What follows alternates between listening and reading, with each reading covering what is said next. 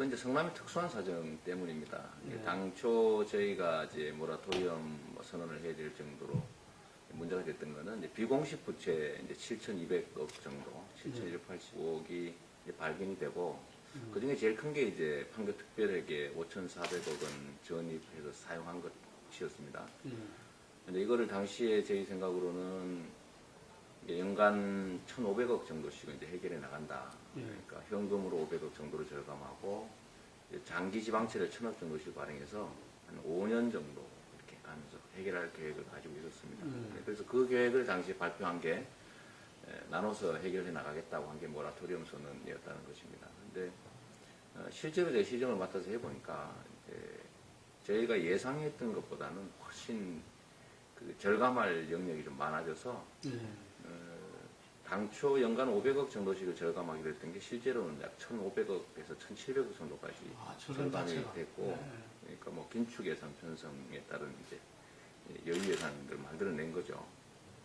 지방채 발행은 뭐 지금 3년간 1,200억 정도만 증가된 상태로 6천억 이상을 해결하고 내년부터는 더 이상 이제 부채 상환 때문에 고통받지 않아도 될 정도가 됐습니다. 그래서 올해까지 저희는 이제 모라토리엄 문제를 다 해결했는데, 좀 비유적으로 설명을 드리면 저희는 이제 뭐 젖은 수건, 마른 수건 이제 쥐어짜서 한 500억 정도 말할 생각이었습니다만 생각 이상으로 재정 구조가 좀 엉터리 운영됐다고 할까요? 그래서 저희가 이렇게 해보니까 마른 수건이 아니라 젖은 걸레가 됐다. 그러니까 뭐 생각보다는 절감의 여지가 너무 많아서 빠른 시간 내에 이 문제를 해결할 수 있었습니다. 물론 거기에서 제일 중요한 거는 시민들의 참여 협조입니다. 시민들이 이해 안 해주고 예산 뭐 대규모 감축하는 것을 반대하고 집회하고 이랬다면 어느 다른 도시처럼 그냥 옛날 그대로 진행하다가 뭐 재정 위기에 계속 빠졌을 텐데, 저희는 모라토리엄 선언을 했던 것 때문인지는 몰라도 또 시민들의 의식 수준이나 참여 정도, 이해 정도가 높아서 시민들의 저항이 전혀 없이 대규모 예산 삭감, 또 예산 그 긴축 운영이 가능했고, 그것 때문에 빠른 시간 내에 해결할 수 있었습니다. 근데 분란 얘기를 하니까 제가 조금 이제 좀 눈에 띄는 모양입니다. 아마 정치 세계에서 그럴 수 있다고 생각되는데요. 저도 그 원인을 생각해 봤는데, 제일 큰 이유는 아마도 그 원칙이라든지 또 해야 되는 일, 이걸 포기하지 않는 것 때문에 그런 일이 생긴 것 같습니다. 정치 현실이라고 하는 게 성남은 이제 뭐 시장은 민주당이고 또 의회는 새누리당이 압도적 다수를 차지하고 있는 구조라 의회가 반대하면 아무것도 못하는 상황이긴 합니다만, 저는 다른 경우와는 다르게 이제 시민들한테 필요하고 또 제 판단으로 해야 된다고 생각되는 일들을 의회가 반대한다고 단순히 포기하지 않고 시민들을 동원해서 그 좀 강제적으로 좀 관철해 나가는 과정에서 이제 의회와 충돌이 좀 많았다고 인지되는 것 같습니다. 왜냐면 되게 많은 분들이 생각하는 것처럼 성남은 시끄럽고 뭐 의회가 반대해서 아무것도 못했을 것 같은 이미지만 가지고 있지만, 실제로는 제가 취임 당초에 계획했던 거, 또 정책 기획했던 것 중에 거의 대부분을 다 지금 의회의 심의 다 통과해서 다 했고, 못한 게 있다면 딱 한 가지 이제 미래 신도시 사업 정도인데, 나머지는 다 그 의회가 반대를 해도 시민들의 힘을 빌어서 다 해결했습니다. 이제 그게 어떻게 가능하냐면, 되게 저는 이제 이 지방자치라고 하는 게 주민자치, 주민들이 스스로 나서서 참여하고 또 그 결과에 대해서 책임지는 과정을 연습하는 거다라고 저는 교과서적으로 생각하기 때문에 시민들이 시정에 대해서 좀 자기 손으로 나설 수 있는 기회를 주는 게 중요하거든요. 그러니까 의회가 반대하면 그걸 이제 포기할 게 아니고 시민들에게 알리고 시민들이 의회에 항의하고 또 뭐 시민들이 예를 들면 뭐 새누리당 중앙당을 이렇게 찾아가서 항의한다든지 하는 방식으로 해결을 하다 보니까 좀 시끄럽긴 한데, 우리가 그 하고자 했던 일들을 부결 후에 시민들의 참여로 다시 가게, 부결 후에 시민들의 참여로 가게, 이런 과정을 거치니까 좀 늦어지긴 합니다만 실제로는 다 했죠. 할 일들을. 그 과정이 시끄러웠지만 주민들은 시정에 실질적으로 참여하는 기회를 얻었던 것이고, 이게 시민들의 민도나 참여도를 높이는 계기로도 작용했던 것 같습니다. 저는 이제 성남시 시정 구호가 시민이 행복한 성남, 시민이 주인인 성남입니다. 예를 들면 이제 지방 정치든 뭐 국가 정치든 간에 정치의 목적 자체는 구성원들의 복리 증진에 있는 것이고요. 또 그 수단은 시스템은 민주적이어야 된다. 즉 시민이 국민이 그 정치의 주체로 나서야 된다. 어렵긴 하지만 반드시 그래야 된다고 생각합니다. 그래서 우리 성남시 시정구가 시민이 주인인 성남인데 거기 핵심은 시민들이 시정을 자기 일로 인지하고 참여하는 것이거든요. 그리고 그 결과에 대해서 자기들이 뽑은 심부름꾼들을 비난하고 뭐 나는 관계없는 것처럼 뭐 이렇게 책임을 회피할 게 아니라 그것조차도 내가 한 일이다. 라고 주민들이 스스로 생각하게 하는 게 주민자치 아니겠습니까? 이제 그 민주주의를 연습하기 위해서 만든 제도가 지방자치라고 누가 또 학자가 한 얘기도 있는데 저는 이 성남에서 그런 민주주의가 학습되는 과정, 주민자치를 실제로 연습해보는 그런 과정으로 저는 생각을 했고 또 우리 민선 5기의 제일 중요한 그 본질적인 과제가 시민의 참여다라고 생각했습니다. 그래서 저는 오히려 의회와 시정부의 대립이라고 하는 또 뭐 무지막지한 뭐 무조건적인 발목 잡기 이런 것들을 오히려 시민들이 자기 문제를 인지하고 시정에 참여하는 그런 계기로 저는 잘 활용을 했다고 생각합니다. 또 일부러 사실 그런 쪽으로 좀 유도한 측면도 없지 않고요. 좀 누가 들으면 좀 섭섭하겠지만 그런 것들을 통해서 시민들이 참여 의식을 높였고 시민들의 참여를 통해 실제로 시장 혼자서 할 수 없는 일들을 거의 대부분을 해냈다고 자부합니다. 그건 전혀 사실이 아니고요. 예를 들면 그 당시에 저희가 이제 민주노동당이라고 하는 소위 진보 정당하고 정책연대를 했지 않습니까? 그건 성남만 한 게 아니라 뭐 전국에서 모든 지역을 다 했던 것이고 그러면 그들이 예를 들면 종북적 색채를 가지고 있느냐? 저는 지금도 잘 모르겠어요. 그 분파, 그 세력 중에 일부가 뭐 그런 생각하는 사람이 있었다고 하고, 또 뭐 실제로 지금 재판도 진행 중이지만, 뭐 국정원도 지금에서야 알았다는 거 아닙니까? 그거 우리가 어떻게 알았겠어요?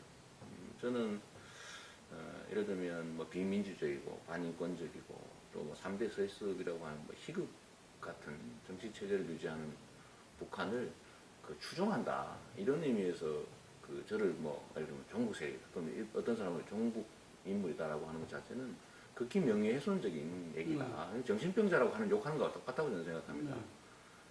그리고 실제로 뭐 그런 종북행위를 한다면 자유민주적 기본질서 유지라는 측면에서 책임을 물어야 되겠죠.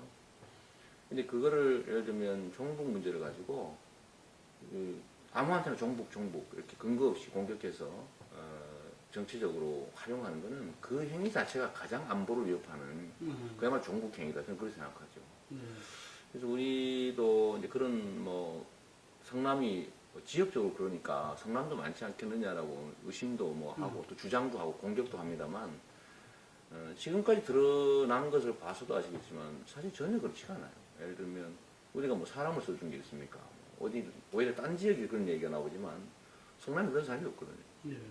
뭐 인력을 예를 들면 기관장을 시킨 일도 없고 뭐 저희가 특별을 해서 뭘 쓴 일도 없고 기껏 나온 게 무슨 뭐 나눔 환경을 특혜 줬지 않냐 뭐 이런 얘기인데 그건 나중에 보면 아시겠지만 소설이에요 소설.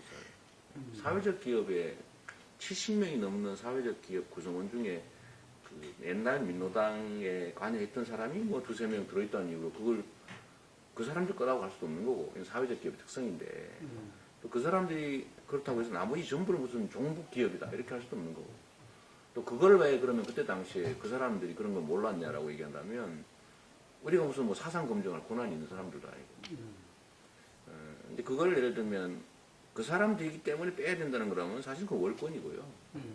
이건 심사도 새누리당 시의원들까지 참여해서 했는데 새누리당 시의원이 가장 많은 점수를 줬단 말이에요.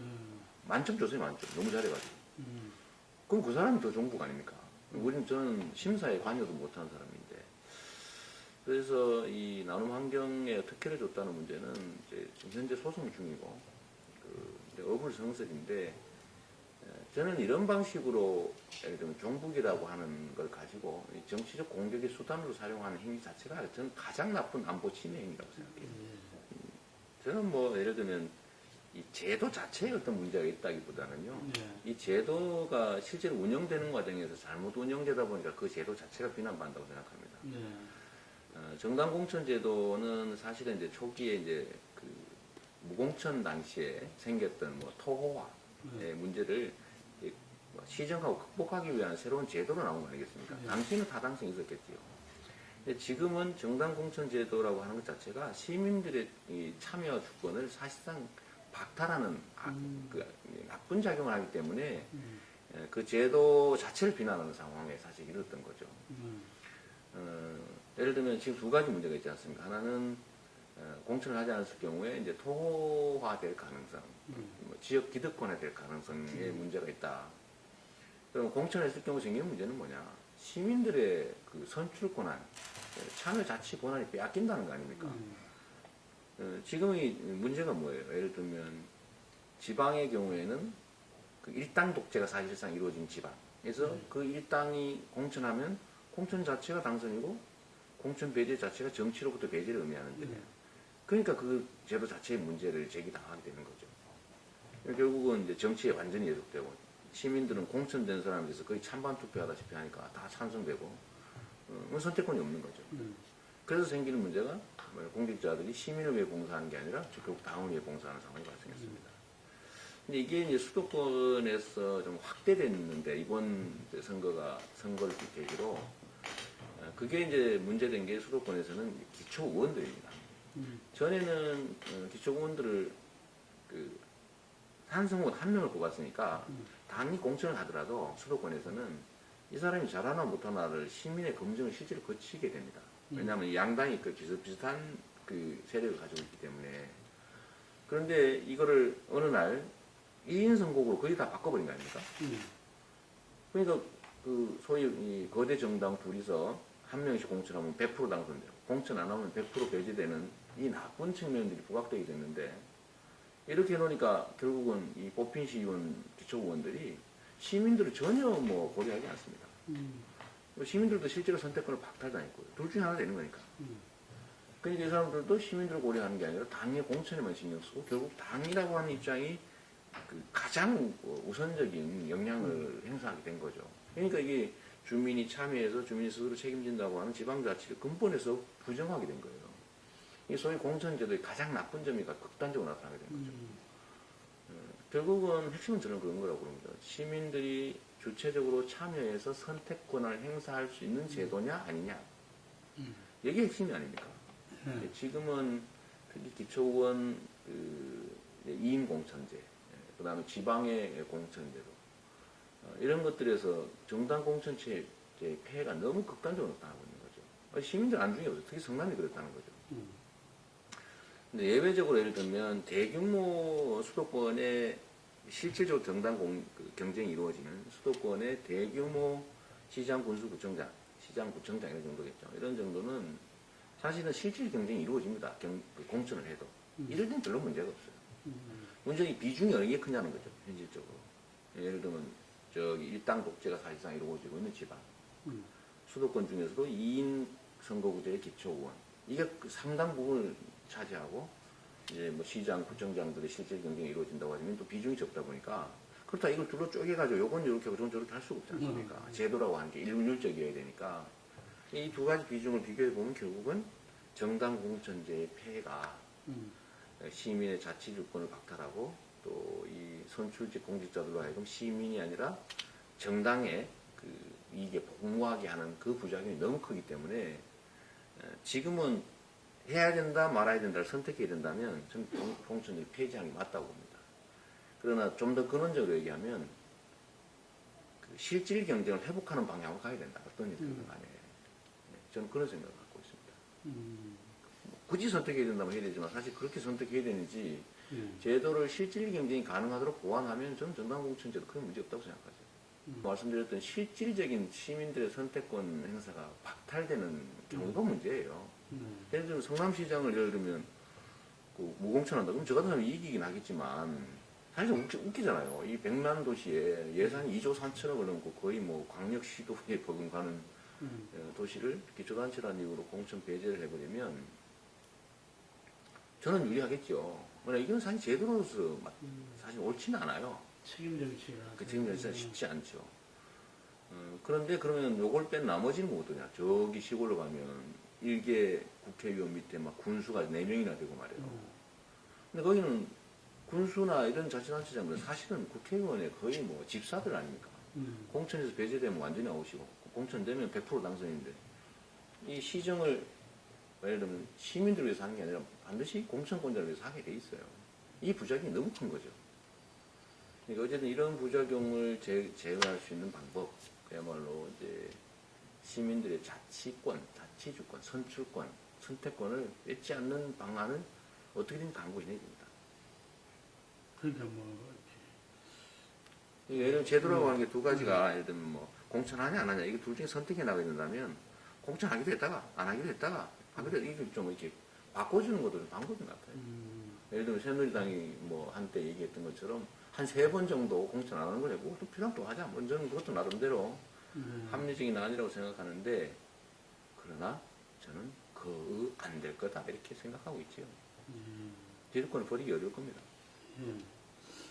일단은 이미 상당 정도 자리를 잡은 상태고요. 이 성남이 이제 지리적으로나 또는 뭐 그 인력, 그러니까 아주 고급 인력들은 또 특히 이제 배우 주거단지 이런 데 워낙 좋은 조건을 갖추고 있기 때문에, 또 인프라도 잘 갖춰져 있죠. 다른 뭐 통신이라든지 이런 잘 갖춰져서 가능성이 원래 이제 많은 지역이고요.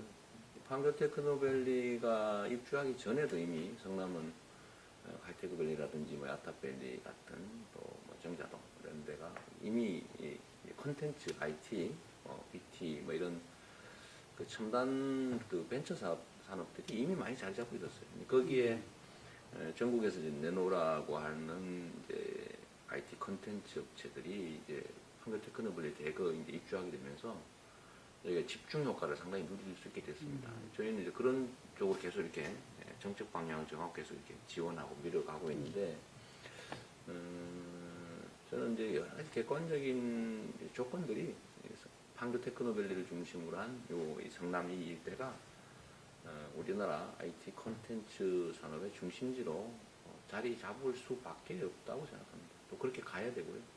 그게 청년 실업의 해소라든지 또 고부가가치 산업으로 우리나라 산업 미래를 되게 이렇게 잘 이렇게 선도한다고 할까요? 그런 효과가 있어서 정부 정책에도 잘 부합한다고 생각됩니다. 뭐 게임 기업도 뭐 벤처 기업 1,100개 정도가 뭐 그래서 1137개까지 제가 보고를 받았는데 지금도 계속 늘어나고 있을 거예요.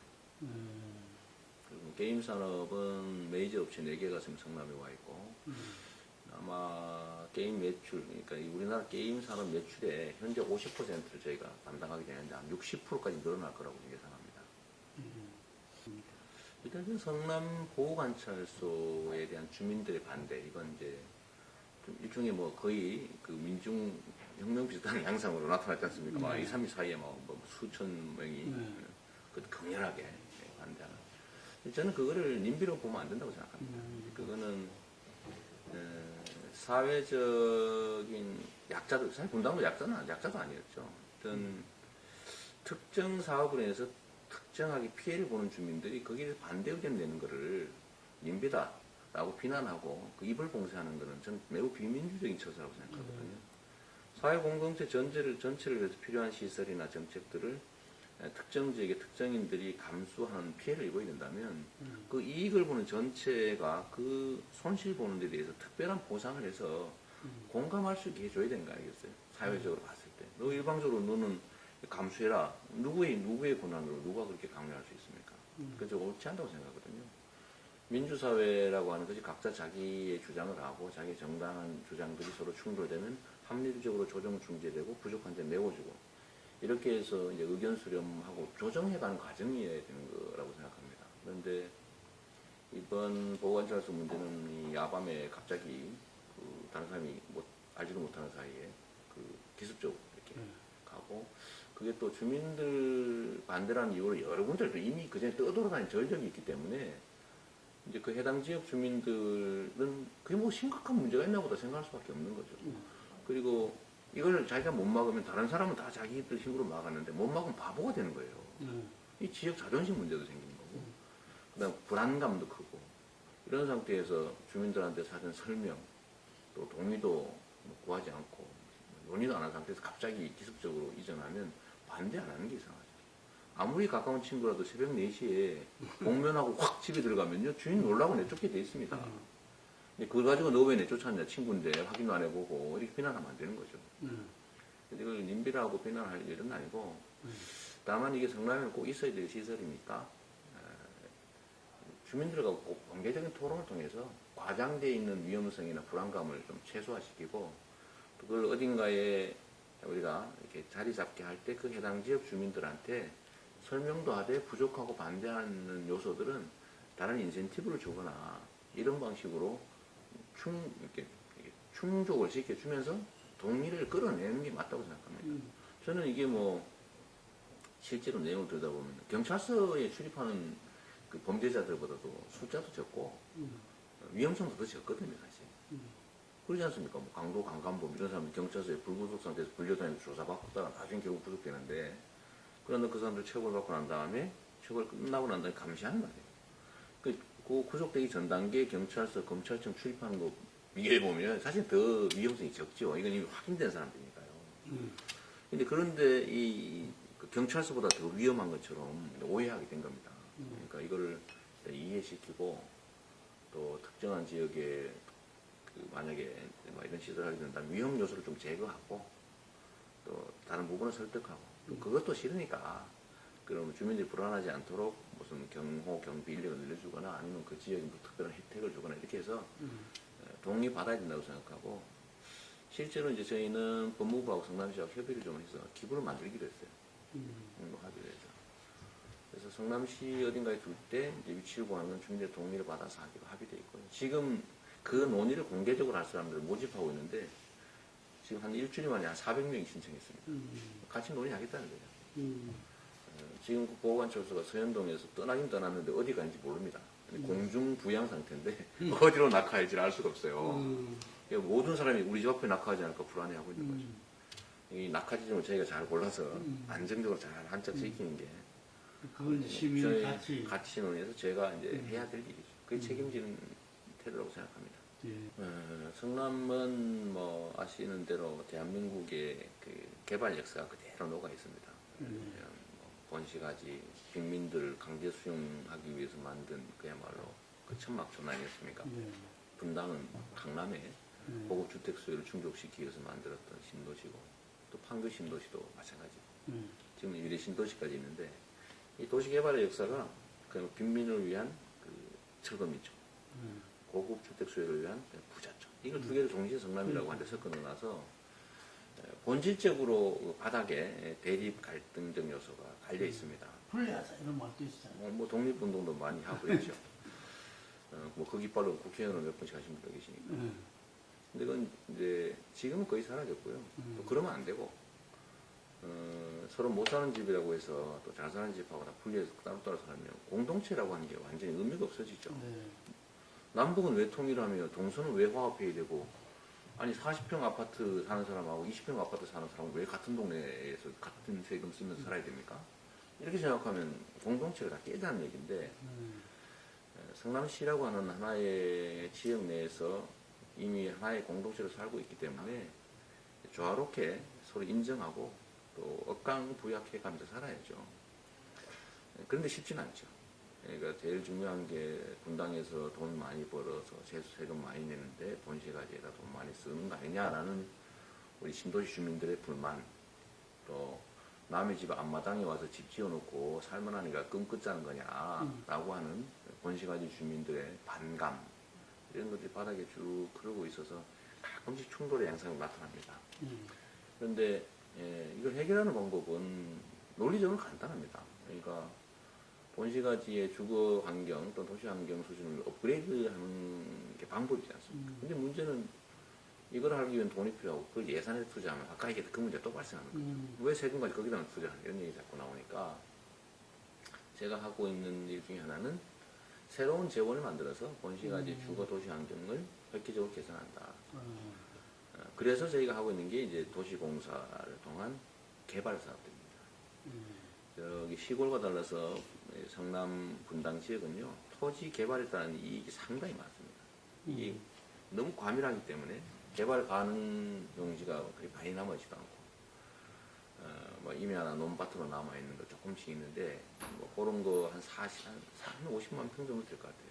그런 것들을 상당 한 500만 원씩만 남겨도 그 금액이 엄청나지 않습니까? 대개는 그거를 개발 허가를 내준 뭐 특혜를 주는 방식으로 뭐 시장 측근이 먹고 살거나 부정부패를 하는데 그 개발 이익을 시가 전부 다 환수하는 방식으로 지금 저희 사업 구상을 하고 있어서 약 한 1조 원 가까이는 마련할 수 있을 거다. 저는 그렇게 생각하고 있습니다.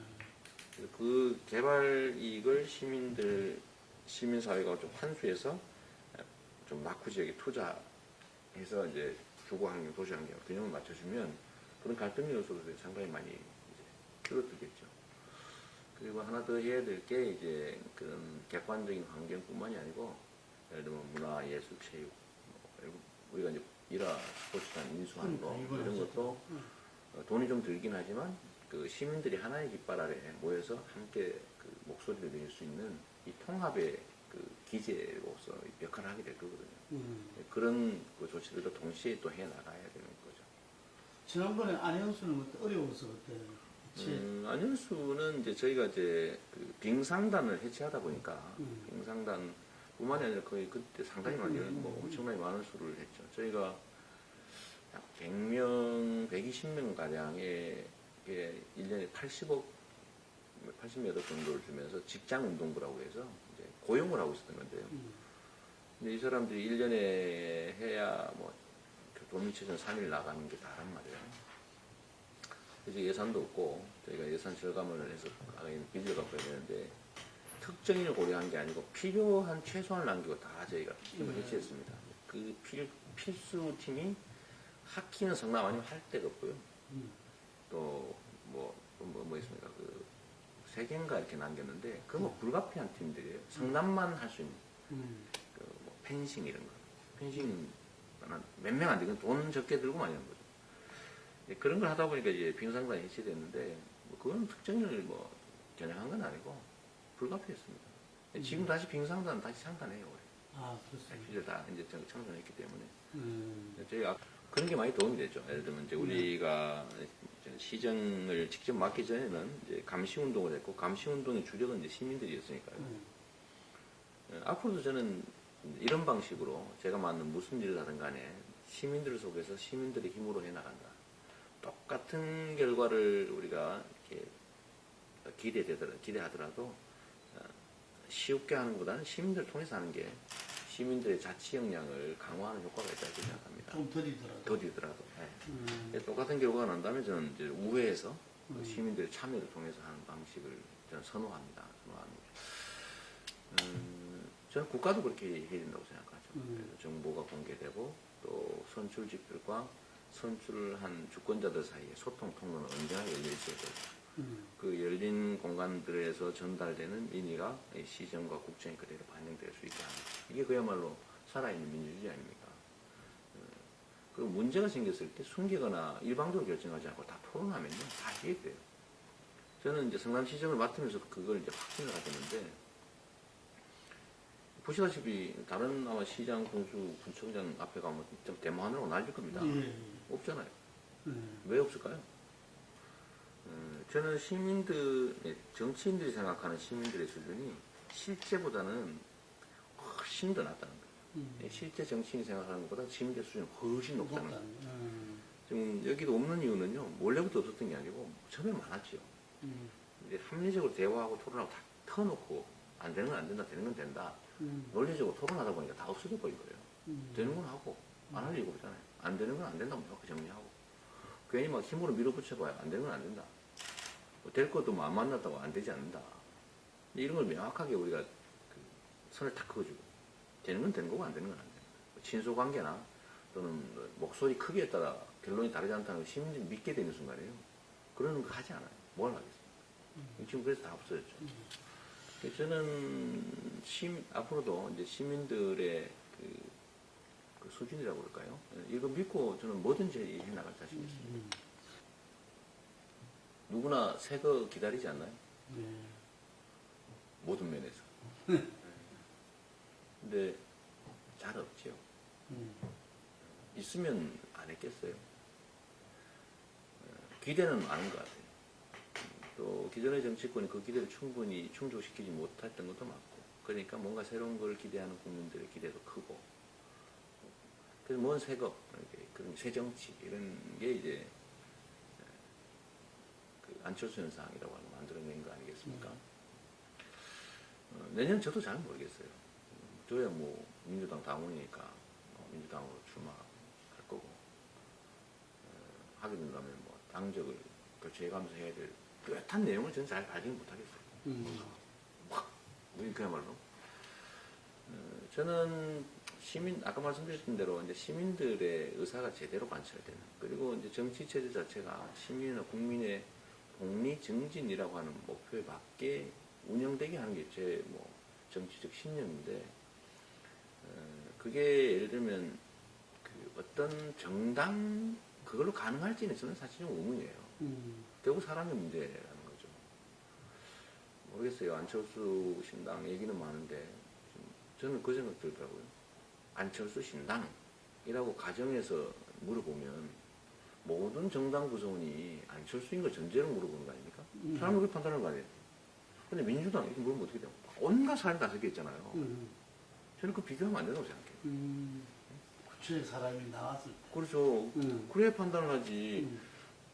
안철수 의원 혼자서 당을 하는 게 아니잖아요. 근데 안철수 신당 이런 거 보면 그 사람 혼자 하는 걸로 판단하죠. 아니면 최소한 그와 균질에 균등한 사람들이 할 거라는 대전제가 깔려있지 않습니까? 거기에 예를 들면 소위 2, 3등 하는 그런 분들이 참여할 거라고 생각 안 하잖아요. 그래서 그것도 한번 봐야 될 일 같고요. 어쨌든 뭐 내년에 가봐야 알겠죠. 제일 힘든 거는 그 재정 문제죠. 지금 지방정부의 재정 상황이 점점 나빠지는데 이유는 아주 간단해요. 재정 수입에 대한 결정 권한은 중앙정부가 전속적으로 가지고 있습니다. 지방정부 결정권이 제로예요. 그러니까 자꾸 지방정부가 나빠지는 방향으로 예를 들면 그 세입 정책을 자꾸 취하는 겁니다. 예를 들면 뭐 감세라도 꼭 지방세를 감세하고요. 무슨 뭐 국가 시책을 위한 무슨 그 부동산 경기 증진 위한 세제 정책을 꼭 지방세를 감세해요. 뭐 취득세, 등록세 감면하고. 아니 뭡니까? 양도소득세를 감면해야죠. 옛날 양도소득세 제도 자체가 양도에서 돈이 많이 남으니까 그 양도를 못하게 하려고, 거래를 막으려고 만든 제도가 그 양도소득세거든요. 그러면 거래를 늘리게 되면 양도소득세를 줄이든지 조정을 해야 되는데, 그건 국세라 손은 안 되는 거예요. 지방세에 자꾸 손을 대고. 거기다가 이제 중앙정부가 하는 각종 사업들 지방에 떠넘기거든요. 무상보육 얘기해놓고도 실제로는 돈은 우리가 내요. 지방정부에서 돈을 내게 만드는 거예요. 무상보육매도 우리가 지금 올해 110억 가량 우리 돈으로 냈어요. 모든 게 이런 식이에요. 예를 들면 기초노령 무슨 이런 거 해도 지방정부가 돈을 내요. 그다음 수입이 거기에 따라서 세입이 늘어나게 되는데 그거 전혀 아니거든요. 그러니까 이런 식으로 세입 부분에서는 자꾸 지방정부의 세입을 줄이는 정책을 취하고, 세출 부분에서는 자꾸 중앙정부가 지출하고 지방정부에 떠넘기니까 지방정부의 재정이 점점 나빠져가지고 실질 안 그래도 팔 때인데 점점 나빠지는 거죠. 그래서 이런 재정에서 지방의 실질적인 자치가 가능하도록 하는 재정 구조 조정이 좀 있어야 됩니다. 그걸 안 하는 거는 사실 지방을 지배하겠다는 거거든요. 그건 지방자치의 이념에 어긋나죠. 두 번째로는 이제 권한 문제인데, 역시 권한도 상당히 중앙정부나 광역자치단체가 이렇게 장악하고 안 놓으려 그래요. 물론 이제 성남처럼 50만 넘는 기초자치단체는 상당히 많은 권한을 지금 양도받아가지고 크게 불편을 느끼는 정도는 아닙니다만 작은 불편들은 있죠. 대부분의 기초자치단체들은 권한 측면에서 사실 종속되어 있습니다. 자치를 하는 게 아니고요. 그냥 관치의 일부를 맡고 있는 느낌이 상당히 많은 거죠. 그래서 이런 재정적인 문제, 권한 배분의 문제에서 지방이 실질적인 자치를 할 수 있게 해주는 게 핵심이에요. 그래야 진짜 나라가 민주적으로 움직입니다. 그 지방이 살아야 나라가 사는 거지. 요즘같이 중앙 집권적으로 지방을 다 죽여놓으면 사실 전체가 다 썩을 수밖에 없어요. 각 지방이 세포 하나하나가 살아. 치안이다 이런 문제. 지금 예를 들면 성남이 옛날에 이제 전통 산업들, 신발, 섬유, 이런 전통 산업들이 좀 많이 있다가 최근에는 이제 IT 벤처 산업으로 전환하는 상태에 있습니다. 특히 아까 얘기했던 성남이 전에 먹고 살았던 소위 이제 2, 3공단, 지금 하이테크밸리라고 불리는데 거기는 이렇게 두 산업이 공존하고 있죠. 예. 근데 저는 두 가지 다 좀 중요하다고 생각해요. 예를 들면 이제 전통 산업들은 고용 증대라든지 지역 경제에 상당히 크게 도움이 됩니다. 근데 이제 수출을 중심으로 하는 기술 기반 산업들, 그래서 이제 IT 콘텐츠 산업들은 전통 산업에 비해서는 사실 이제 고용 창출이라든지 지역 경제 기여도라는 게 좀 낮아요, 사실. 그렇다고 안 바꿀 수는 없어요. 그건 뭐 사양 산업이니까.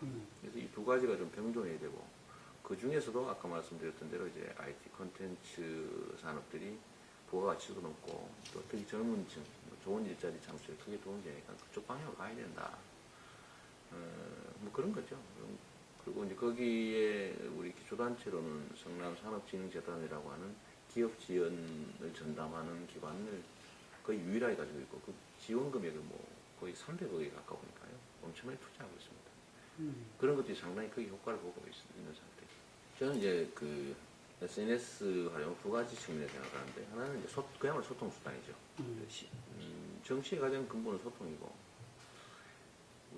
국민의 소리를 듣지 않으면서 어떻게 국민의 의사를 반영하겠어요? 이것은 거짓말이거든요. 그래서 불통이 아마 문제가 된 거겠죠. 근데 소통이라고 하는 걸 그냥 한다고 되지는 않아요. 그 자세를 낮춰서 다른 사람이 말할 수 있는 위치를, 귀를 낮춰서 들어줄 수 있어야죠. 쉽게 접근할 수 있게 하고, 또 친근하게 느껴져서 좀 거리감이 없게 하는 방법은 역시 SNS가 좀 유용하다. 제가 이거 장난도 많이 쳐요. 시장이 너무 뽀뽀장글 심어서 그러면 좀 접근하기 좀 그렇잖아요. 그래서 제가 우회해 뭐 이런 것도 하고 장난도 하고 있거든요. 이걸 좀 쉽게 벽을 낮추기 위해서 그런 거죠. 뭐 농담도 좀 하고. 페이스북 5천 명 다 탔어요. 그럼 뭐 천지 한장 맨날 지우고 다시 이렇게 활동하는 사람 지우고 이렇게 하고 있는데, 그럼 지금 팔로우는 트위터 팔로우는 한 5만 2천 명쯤 되는데 좀 많지 않은 편이죠. 늘긴 좀 빨리 늘었고 작년 4월에 시작했으니까요. 그래서 그 이제 소통의 수단으로 쓰는 거는 또 한 가지는 이제 듣는 쪽이고, 하나는 이제 홍보 수단이죠. 시정의 성과라든지 또 시정 계획이라든지 이런 것들을 홍보하는 효과가 있어요. 그리고 특히 저한테 중요한 효과는 뭐냐면, 그 보수적인 또는 공격적 언론으로부터 저를 보호하는 거예요. 허위보도, 가장보도 뭐 이런 것들에 대해서 반격하고 또 해명하고 또 잘못을 지적하는 수단으로 쓰죠. 최근에 이제 서울신문이 저기 나눔 환경 가지고 온갖 허위보도를 해놔서 지금 제가 지금 정리하는 중인데, 뭐 그런 것도 예를 들면 서울신문이 그 보도를 하면서 거짓말한 거. 변호사님 직접 소송 정리를. 뭐 도저히 안 되겠어요. 제가 직접 해야 돼요. 지금 정리하고 있는 거예요. 뭐 거짓말. 뭐 이런 사실에 비해서 특혜라고 보인다고 했는데, 이런 사실이 다 거짓말이에요. 기초 사실. 뭐 예를 들면 뭐 사전 설립등이 이 회사밖에 없다. 무슨 거짓말. 그 4개 있는데 12개 중에서 1개 됐다. 거짓말이에요. 3개 중에 1개. 뭐 거기다가 뭐 이미숙이가 뭐라고 말했다. 그것도 거짓말이에요. 10대 명이 있는 집단 면담 자리에 입회한 적이 한 번인데 거기다 대고 내가 특혜 줬다고 말을 했겠습니까? 그걸 보도한 거거든요. 예, 그런 것들죠.